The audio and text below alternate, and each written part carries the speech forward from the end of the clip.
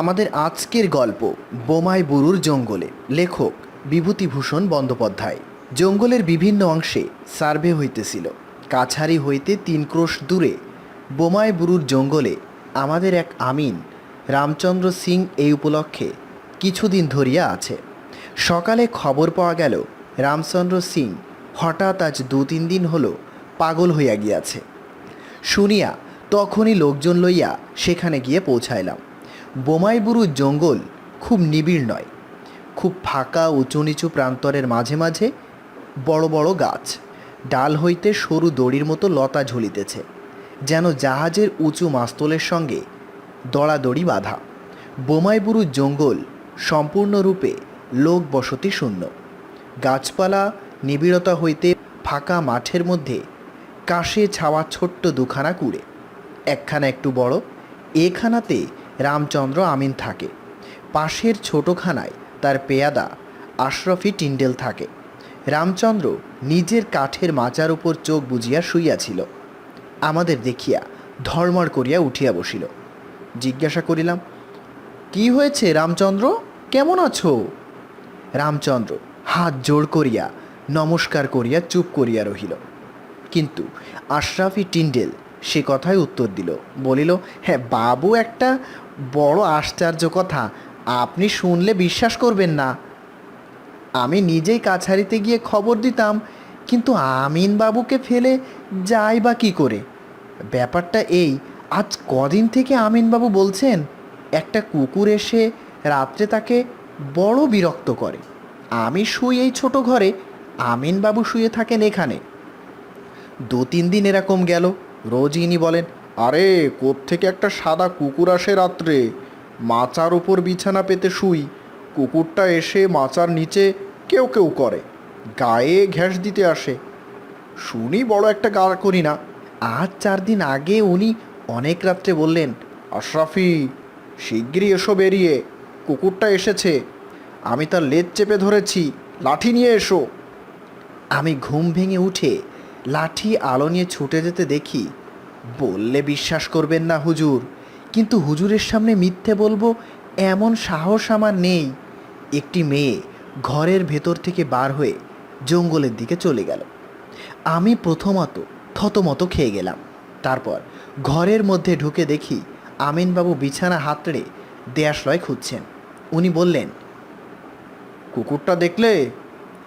আমি বললাম, কুকুর কই বাবু, একটা মেয়েকে তো বার হতে দেখলাম। উনি বললেন, উল্লুক, আমার সঙ্গে বেয়াদপি, মেয়ে মানুষ কে আসবে এই জঙ্গলে দুপুর রাতে? আমি কুকুরটার লেজ চেপে ধরেছিলাম, অমনি তার লম্বা কান আমার গায়ে ঠেকেছে। মাচার নিচে ঢুকে কেউ কেউ করছিল। নেশা করতে শুরু করেছো বুঝি? রিপোর্ট করে দেবো সদরে। পরদিন রাত্রে আমি সজাগ হয়ে গিয়েছিলাম অনেক রাত পর্যন্ত। যেই একটু ঘুমিয়েছি অমনি আমিনবাবু ডাকলেন। আমি তাড়াতাড়ি ছুটে বেরিয়ে আমার ঘরের দৌড় পর্যন্ত গিয়েছি। এমন সময় দেখি একটি মেয়ে ওর ঘরের উত্তর দিক থেকে বেড়ার গা বেয়ে জঙ্গলের দিকে যাচ্ছে। তখনই হুজুর আমি নিজে জঙ্গলের মধ্যে ঢুকলাম। অতটুকু সময়ের মধ্যে লুকাবো কোথায়, যাবেই বা কত দূর? বিশেষ করে আমরা জঙ্গল জরিপ করি, অন্ধি সন্ধি সব আমাদের জানা। কত খুঁজলাম বাবু, কোথাও তার চিহ্নটি পাওয়া গেল না। শেষে আমার কেমন সন্দেহ হলো।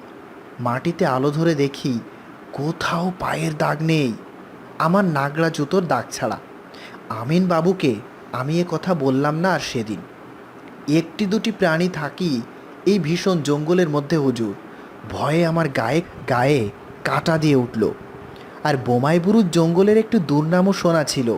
ঠাকুরদাদার মুখে শুনেছি, বোমাইবুরুর পাহাড়ের উপরে ওই যে বটগাছটা দেখছেন দূরে, একবার তিনি পূর্ণিয়া থেকে কলাই বিক্রির টাকা নিয়ে জ্যোৎস্না রাতে ঘোড়ায় করে জঙ্গলের পথে ফিরছিলেন। ওই বটতলায় এসে দেখেন একদল অল্প বয়সী সুন্দরী মেয়ে হাত ধরাধরি করে জ্যোৎস্নার মধ্যে নাচছে। এদেশে বলে ওদের ডামা বানু, এক ধরনের জিন পরি, নির্জন জঙ্গলের মধ্যে থাকে, মানুষকে বেঘরে পেলেই মেরে ফেলে। হুজুর, পরদিন রাত্রে আমি নিজে আমিনবাবুর তাঁবুতে শুয়ে জেগে রইলাম সারা রাত। সারা রাত জেগে জরিপের থাকবন্দির হিসেব কষতে লাগলাম। বোধহয় শেষ রাতের দিকে একটু তন্দ্রা এসে থাকবে। হঠাৎ কাছে একটা কিসের শব্দ শুনে মুখ তুলে চাইলাম। দেখি আমিনবাবু ঘুমোচ্ছেন ওর খাটে, আর খাটের নিচে কি একটা ঢুকছে। মাথা নিচু করে দেখতে গিয়ে চমকে উঠলাম। আধো অন্ধকারে প্রথমটা মনে হলো একটি মেয়ে যেন গুটি সুটি মেরে খাটের তলায় বসে আমার দিকে হাসি মুখে চেয়ে আছে। স্পষ্ট দেখলাম হুজুর, আপনার পায়ে হাত দিয়ে বলতে পারি। এমনকি তার মাথায় বেশ কালো চুলের লম্বা গোছা স্পষ্ট দেখেছি। লণ্ঠনটা ছিল যেখানটাতে বসে হিসেব করছিলাম সেখানে, হাত ৬-৭ দূরে। আরও ভালো করে দেখব বলে লণ্ঠনটা যেমন আনতে গিয়েছি, কি একটা প্রাণী ছুটে খাটের তলা থেকে বেরিয়ে পালাতে গেল। দোরের কাছে লণ্ঠনের আলো বাঁকাভাবে পড়েছিল। সে আলোয় দেখলাম একটা বড় কুকুর, কিন্তু তার আগাগোড়া সাদা হুজুর, কালোর চিহ্ন কোথাও নেই তার গায়ে। আমিন সাহেব জাগে বললেন, কে কে? বললাম, ও কিছু নাই, একটা শেয়াল কি কুকুর ঘরে ঢুকেছিল। আমিন সাহেব বললেন, কুকুর? কীরকম কুকুর? বললাম, সাদা কুকুর।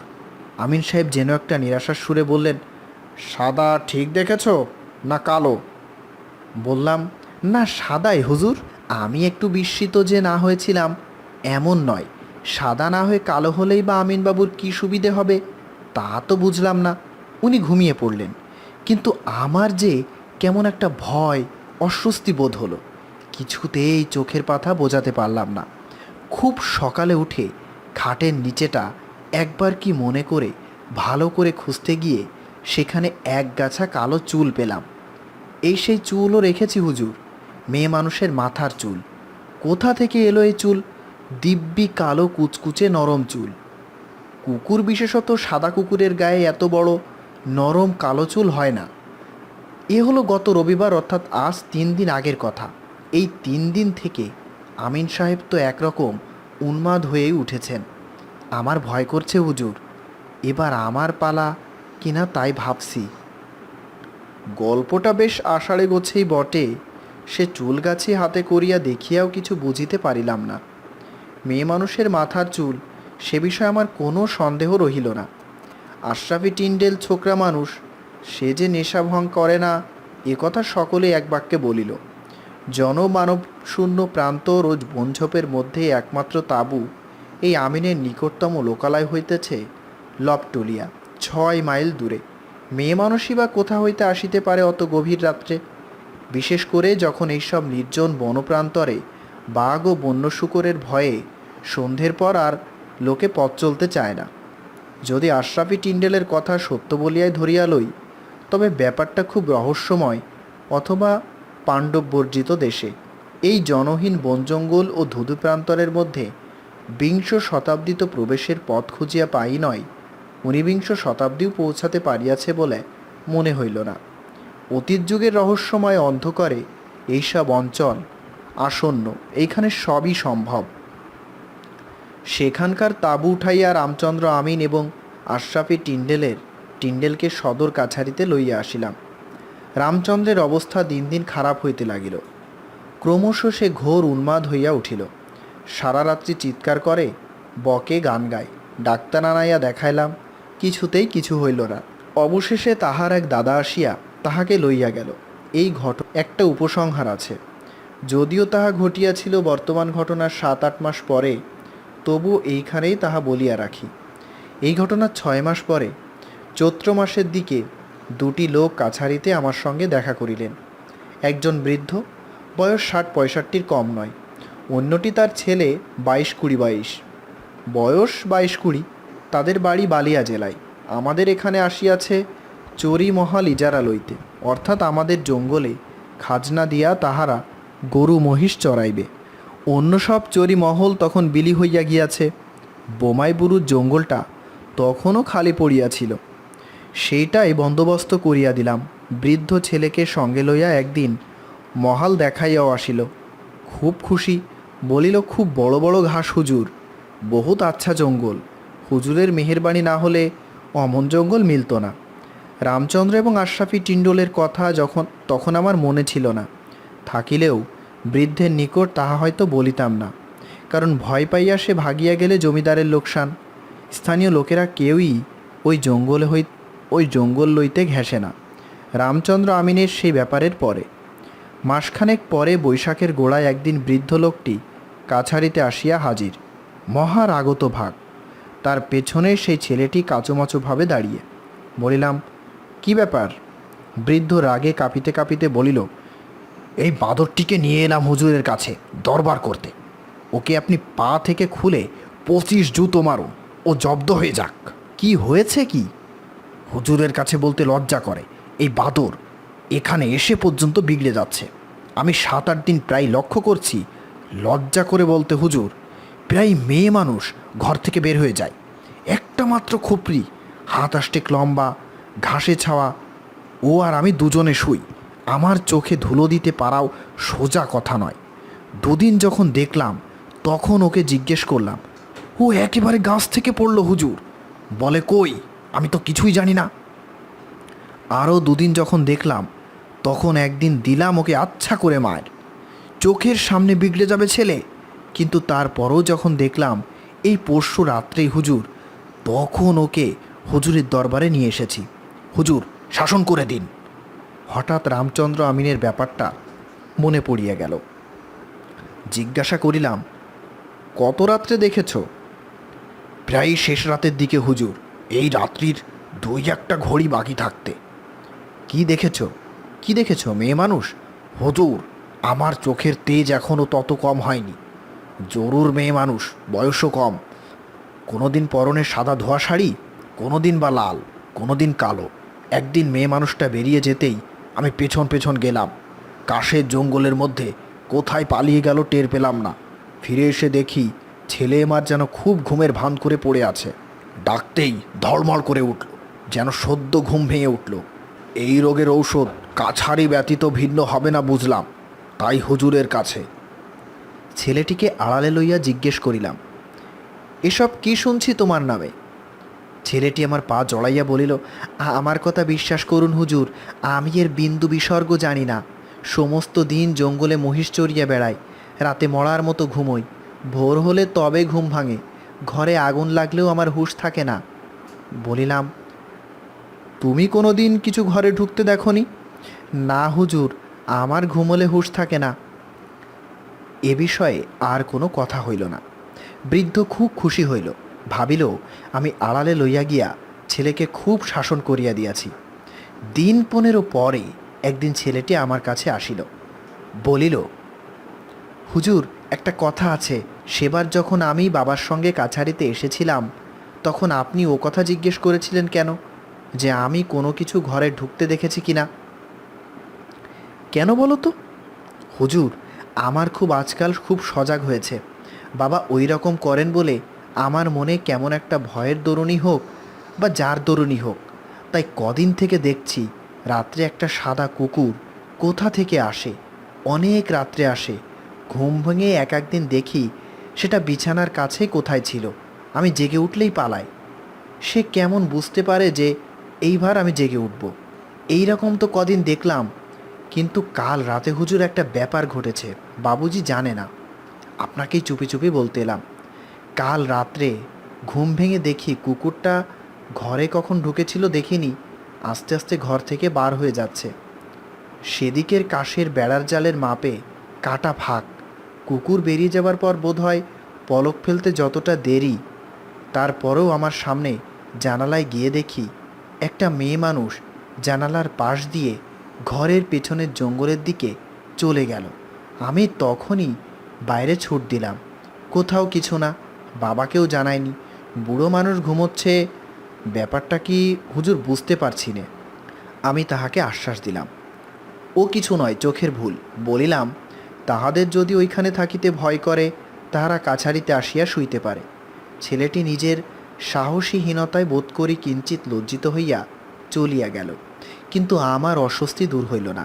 ভাবিলাম, এইবার কিছু শুনিলে কাছারি হইতে 2জন সিপাহী পাঠাইব রাত্রে ওদের কাছে শুইবার জন্য। তখনও বুঝতে পারি নাই জিনিসটা কত সঙ্গীন। দুর্ঘটনা ঘটিয়া গেল অতি আকস্মাৎ এবং অতি অপ্রত্যাশিতভাবে। দিন তিনেক পরে সকালে সবে বিছানা ছাড়িয়া উঠিয়াছি, খবর পাইলাম কাল রাত্রে বোমাইবুরুর জঙ্গলে বৃদ্ধ ইজারাদারের ছেলেটি মারা গিয়েছে। ঘোড়ায় চড়িয়া আমরা তখনই রওনা হইলাম। গিয়ে দেখি তাহারা যে ঘরটাতে থাকিত তাহার পেছনে কাশ এবং বনঝাও জঙ্গলে ছেলেটির মৃতদেহ তখনই পড়িয়া আছে। মুখে তাহার ভীষণ ভয় এবং আতঙ্কের চিহ্ন। কি একটা বিভীষিকা দেখিয়া আতকায়া যেন মারা গিয়েছে। বৃদ্ধের মুখে শুনিলাম, শেষ রাত্রির দিকে উঠিয়া ছেলেকে সে বিছানায় না দেখিয়া তখনই লণ্ঠন ধরিয়া খোঁজাখুঁজি আরম্ভ করে, কিন্তু ভোরের পূর্বে তাহার মৃতদেহ দেখিতে পাওয়া যায় নাই। মনে হয় সে হঠাৎ বিছানা হইতে উঠিয়া কোনো কিছুর অনুসরণ করিয়া বনের মধ্যে ঢোকে, কারণ মৃতদেহের কাছেই একটা মোটা লাঠি এবং লণ্ঠন পড়িয়াছিল। কিসের অনুসরণ করিয়া সে বনের মধ্যে রাত্রে একা আসিয়াছিল তাহা বলা শক্ত, কারণ নরম বালিমাটির উপর ছেলেটির পায়ের দাগ ছাড়া অন্য কোনো পায়ের দাগ নেই, না মানুষ না জানোয়ারের। মৃতদেহ কোনোরূপ আঘাতের চিহ্ন ছিল না। বোমাইবুরু জঙ্গলের এই রহস্যের ব্যাপারটার কোনো মীমাংসাই হয় নাই। পুলিশ আসিয়া কিছু করিতে না পারিয়া ফিরিয়া গেল।